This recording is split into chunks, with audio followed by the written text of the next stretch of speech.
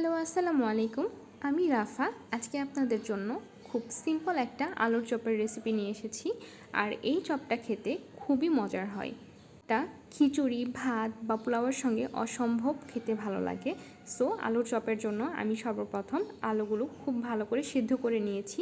এবার আলুগুলোর গায়ে থেকে আমি খোসাগুলো ছাড়িয়ে নিচ্ছি। খোসাগুলো ছাড়ানো প্রায় শেষ।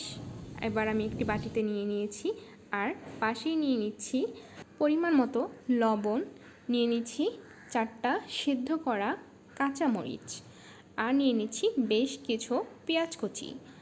সাথে অ্যাড করে দিব খুবই সামান্য পরিমাণে একটু আদা রসুনের পেস্ট। এবার এগুলোকে আমি ভালো করে মিক্স করে নিব।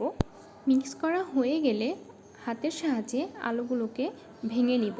সব একত্রে মিক্স করে নিব। সবগুলো ভাঙা হয়ে গেলে একত্রে সব কিছু এখানে আমি একটা মাখো মাখো ডো বানিয়ে আলুর চপের শেপ দিয়ে দিব।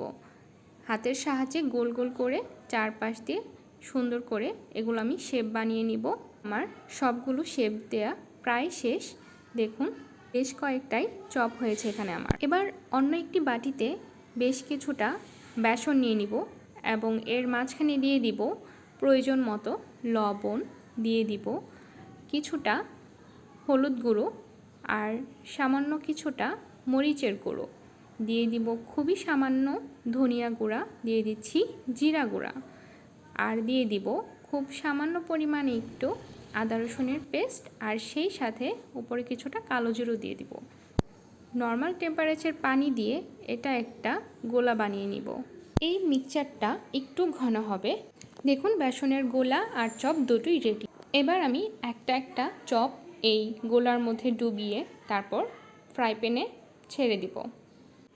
বেশ কয়েকটা একত্রে আমি ফ্রাই প্যানে দিয়ে এখানে ভেজে নিচ্ছি। অনেকে অনেকভাবে এই আলুর চপটা করে থাকে, ডিম দিয়ে করে, আরও বেশ কিছুভাবে করা যায়, কিন্তু আমি খুব সিম্পলি এভাবে করি। আর এভাবে চপটা আমার হাজব্যান্ড খুব বেশি লাইক করে। সো এটা আপনারা চাইলে ফ্রোজেনও করতে পারেন। আর এটা ছিল আমার চপের final look. So thank you.